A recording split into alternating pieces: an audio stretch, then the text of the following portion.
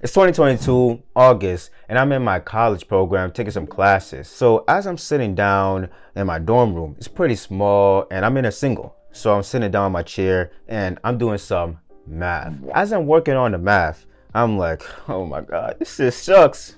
When am I gonna be done? But I had to stay longer so that I can actually pass these exams. So as I'm sitting down, I look out my side of my window and I just see a whole bunch of students just like me running around having a whole bunch of fun. And I can even hear them in the next dorm room having a whole lot of fun. And this is just tearing me down. Plus, when I went to classes, the teacher can see how long we spent on the homework. And she was seeing that I was spending the most. So she kept praising me on it. And I kept reinforcing that mindset that I had. As classes is going on, we get to the final exam. And I'm in there taking the final exam. I'm like, okay, I've seen this question before. It's seeming like it's gonna be a breeze. So I get it done, hand it in, and the next couple of days, I go ahead and check my grade. And with all that work I put in, all that suffering that I did, all that sacrifice, I go ahead into the computer, check my grade, and I got a D, a 64.9.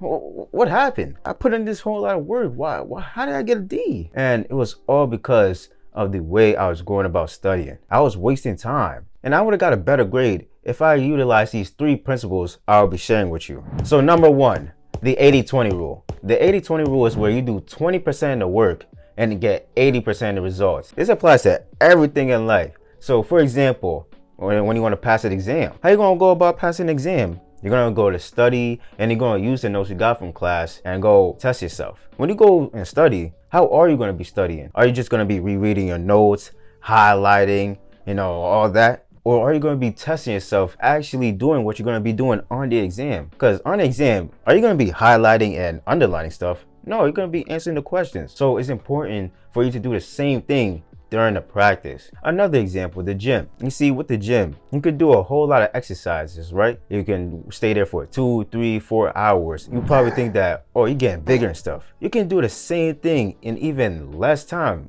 like an hour or 2 hours. You see, you may be doing all these exercises which are isolation. The exercises that are compound where they affect multiple areas will help all those areas and save you time. Now, if you're advanced and intermediate, add some isolation. But for the most part, the compound movements will really help you out and save time. And for another example, when you want to grow a social media account, what's the best way to actually grow it? To post content, either to record a video, to create the post, or whatever. You can come up with all these video ideas, all these thumbnails, but if you don't got the actual video or the actual post that you're going to be sending out, then it's not going to be growing. So make sure to do the 20% of work. And usually the 20% of work is the hardest. So keep that in mind.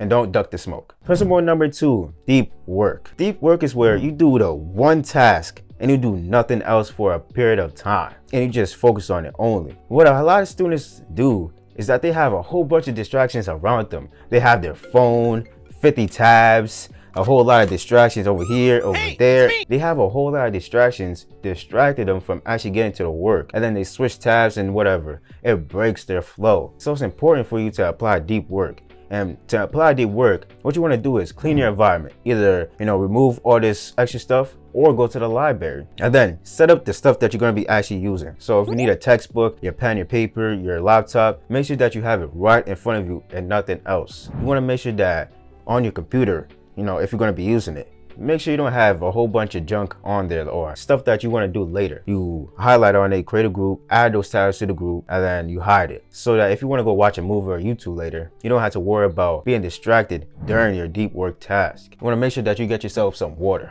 You know what I'm saying? You got to stay hydrated.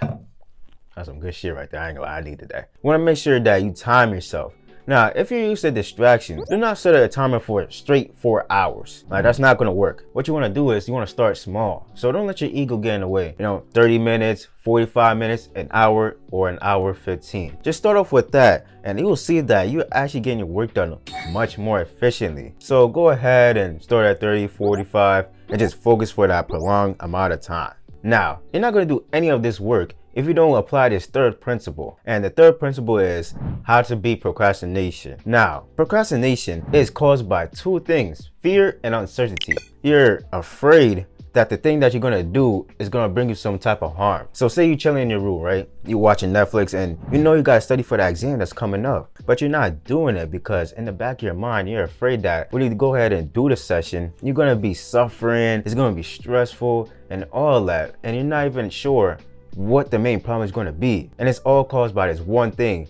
But these three things lead to it. Hypervigilant. When you're hypervigilant, you're just strictly focused on that negative outcome. When you're sitting back and you're thinking about that study session, you're just strictly thinking about you sitting there and just straight suffering and not even understanding the material or even picking it up. And you're just staying there irritated. The next one, overestimation. When you overestimate, you're blowing it out of proportion. So while you're sitting back, not only thinking about that negative outcome, you're also thinking about, oh, I'm gonna be standing there for like hours, 4, 6, 7, 8 hours, and I'm gonna be suffering. You're blowing it out of proportion. So the next one is unrecognization. When you unrecognize, you are completely removing all the positive possible outcomes that could come. So you can actually go to that study session and have a good time. You can actually read the question, answer it on the first or second time, but you're completely removing it out the situation, and that all leads to avoidance, the last one. And as humans, we are naturally good at avoiding things. I mean, it goes back to our primal days. Back in the day, we had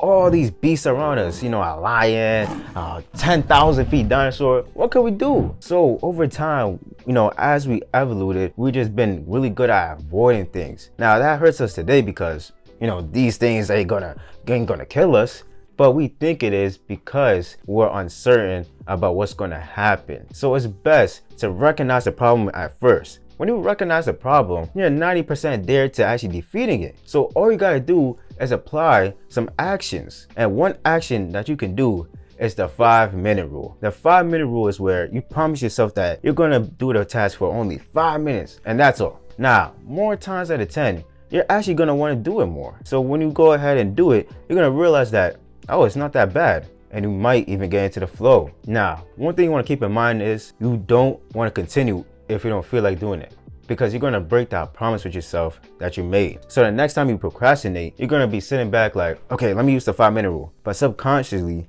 you know that you're lying, and it's gonna be much harder to get yourself up and actually do it. Procrastination is not something that you defeat forever and like, you don't ever gotta deal with it. It's something that you gotta constantly beat. Yo, what's good? My name is Omar, or Measley on YouTube, call me whatever. And I'm currently on a self-improvement journey. I'm just trying out all these strategies, seeing if it works for me. And if it actually works for me, I'd like to share it on to you. So if that sounds interesting, go ahead and subscribe. Also, I have this Discord community where I want to build up a whole community of like-minded individuals where we all can improve our social skills. You see, I used to have terrible social anxiety, so making friends was pretty dang hard. But over time, with trying out all these strategies and putting myself outside my comfort zone, I was able to decrease it. So with this Discord community, I want to be able to make direct advice to socializing, public speaking, all that, and just have a space where we can all practice what I'm saying, and we can also learn from each other. So if we got any stories or any advice for anything, we can all benefit from it and learn together. So if that sounds interesting, go on the top link of the description and click on Discord and join the community so it can be as best as it possibly can. And with that being said, always remember, take it one step at a time, because you may never know where that one step may lead you.